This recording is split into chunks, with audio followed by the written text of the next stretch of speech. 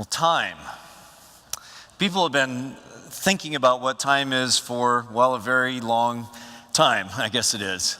In fact, just yesterday in Wired magazine, there was an article about time from the perspective of quantum physics, raising the brain-hurting question of whether time actually even exists apart from human conception.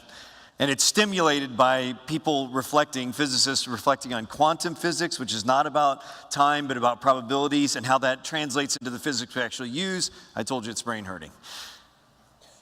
Not so scientific, but just as profoundly, we have this great reservoir as a child of the 70s and 80s, the great reservoir of classic rock with all its existential questions, like Pink Floyd and their song about time, which very profoundly, not scientifically, but profoundly talks about the fact that when you're a child, all you want is for time to go by quickly.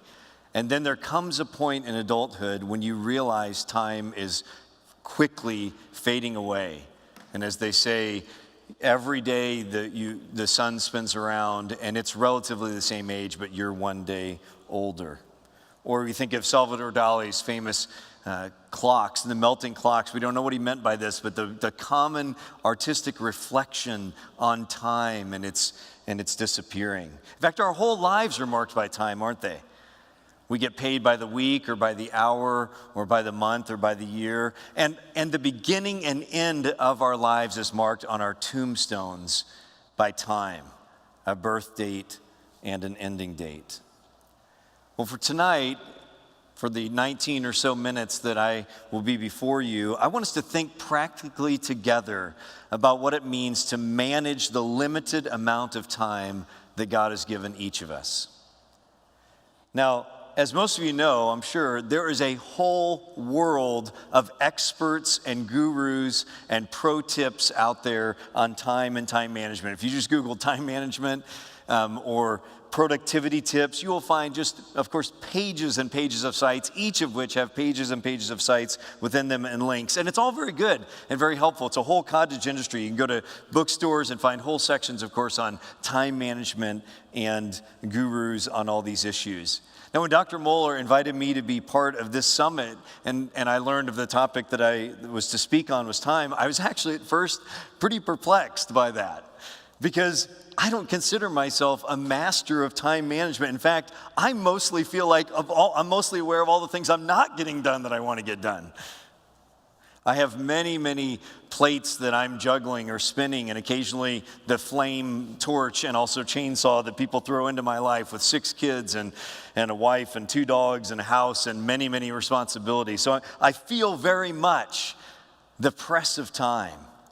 But I do manage to get a lot of things done, but I realize that maybe that is precisely why it would be good for me to speak to you tonight.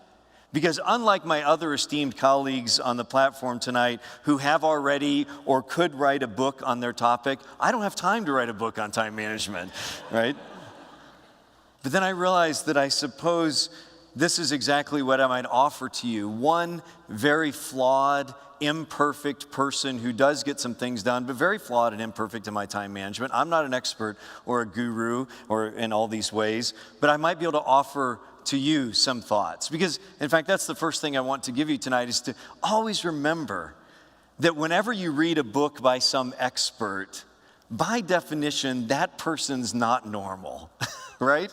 In the sense that those people, not our colleagues, but those people that you read an expert on, those are by definition those are not the norm. Average people could not do what those people do, or else we would all be writing those books, right?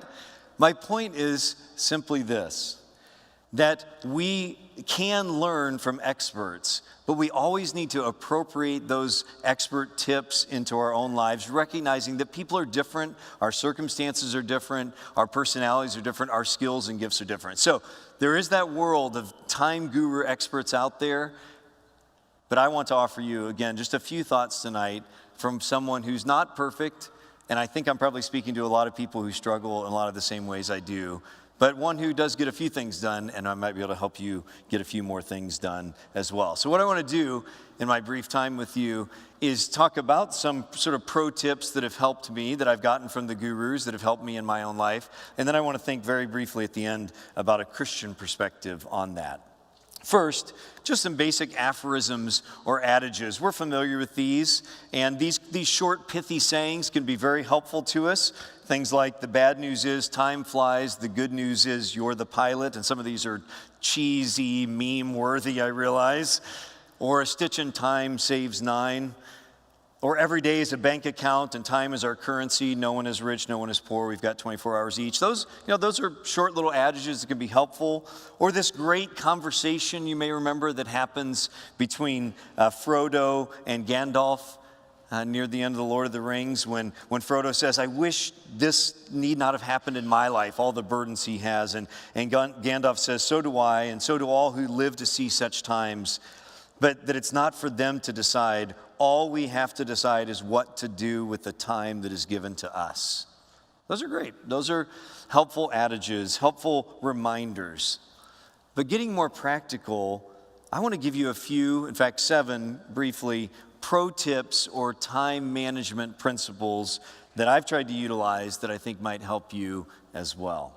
The first one, make realistic daily to-do lists and then check them off. One of the key things to getting things done as a student or as a worker, and again, I've got a lot of different things going on in my life, is every day take a few minutes at the beginning of each day and write down the things that you want to get done. It will be revolutionary for you. Right? You have to be realistic. If you're like me, you might tend to write down way more things than you can get done, and inevitably that happens. But you've got to organize your day at the beginning, or else you will be aimless. And in fact, it's very satisfying, isn't it, too, to check off the boxes. And if you're like me, I mean, there's literally a dopamine rush that you get. And if you're like me, if you end up doing something that wasn't on your list, then write that on your list just so you can check it off. That's awesome. That is not weird, I guarantee you, right?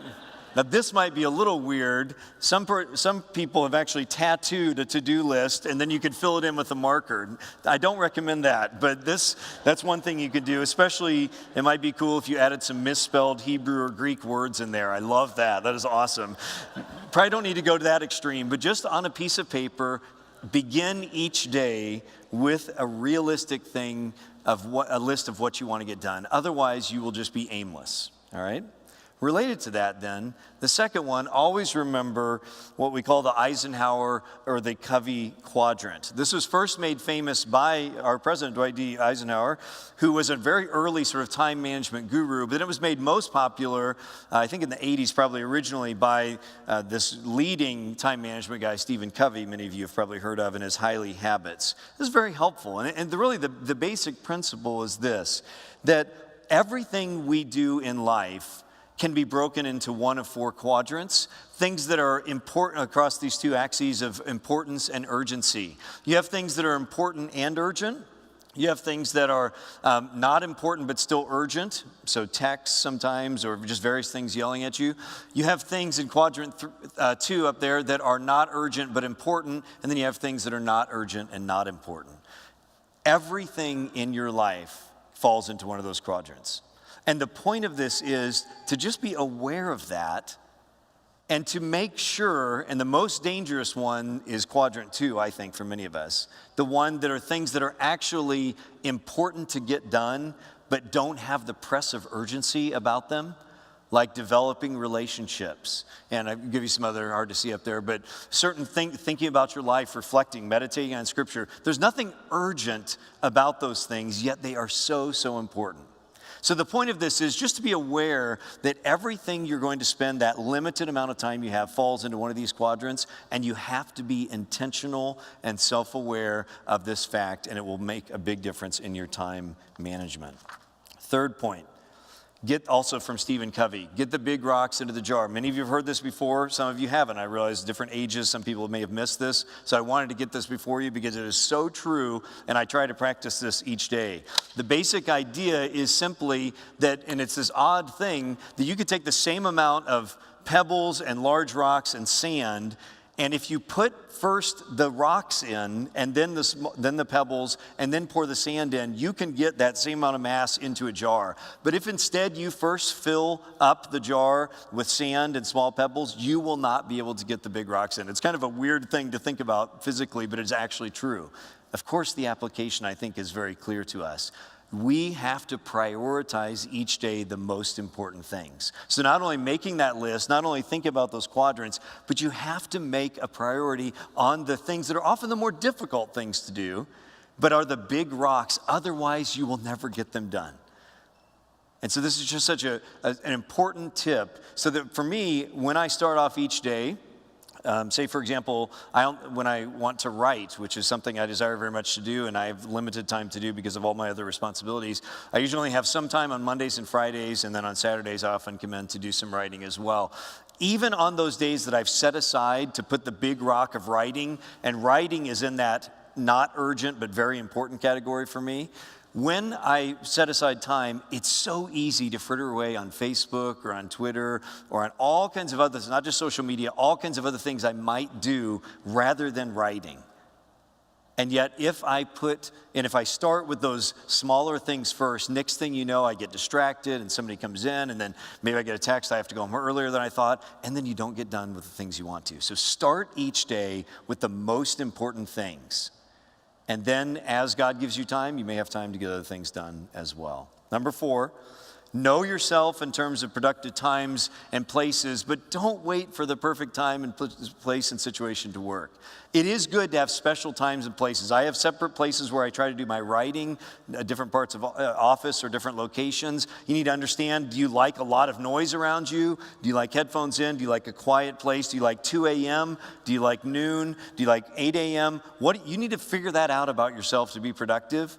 That's very important. And at the same time, don't wait for this very perfect situation. Once I've got everything, I've got my mints here, my tea is just made right, I've got the song is playing right, and if you wait for that to get stuff done, it will never happen, right? Because life isn't that perfect and life doesn't work out that way. So you have got to step towards the work that you need to do each day, even though you recognize that some places might be more productive. Number 5, use the Pomodoro technique. This is the Italian word for tomato. Some of you have maybe seen this. There's an app for this. It's very, very helpful.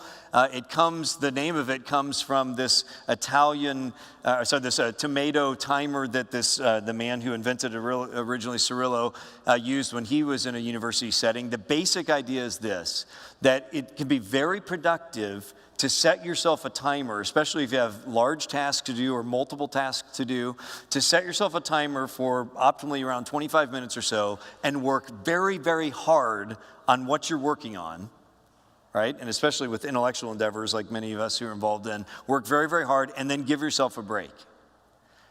And then set yourself a timer again and work very, very hard at that thing. It can be the same task, or what I often do is task shifting has been shown to be very productive for me and other people as well. I might have, in any given Saturday, I might come in and work for 5 or 6 hours, and I have sermon prep to do, maybe an essay to work on, maybe something administrative. I have several things, and I will make my list of things to do, and I will set myself a timer of sorts, and I will work on something to be highly productive for a certain amount of time. Don't be distracted, work on it, take a break, and then depending on the situation, may shift to a different topic where the productivity is fresh, the ideas are fresh, and work on it intensely. That can be very helpful. Again, what we're really talking about is an intentionality that will help very much. Okay, number 6, be aware of and eliminate distractions from your working time.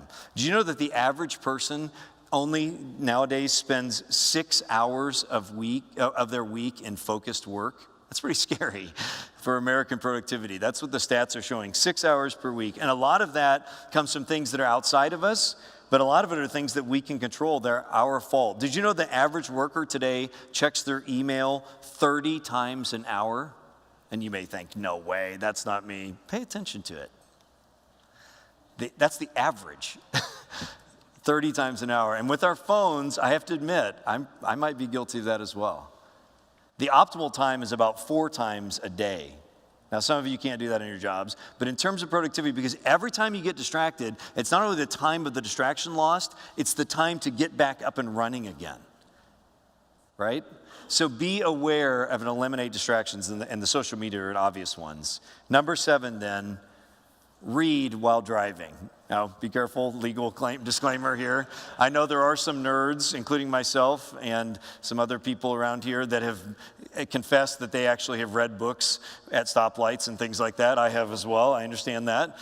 I would not recommend that exactly, but I have found for many, many, many years, way back in the cassette days when I was a seminary student, back in the late 90s when I started doing this, I have fed myself with a regular diet, especially of fiction. I'm a big believer in the importance of fiction for the soul, the power of story and the way God has made most of the Bible story and has given many the gifts of sub-creating beautiful stories in the world. I have found that a regular diet of fiction, the main way I intake that for 20 or 25 years now is through listening.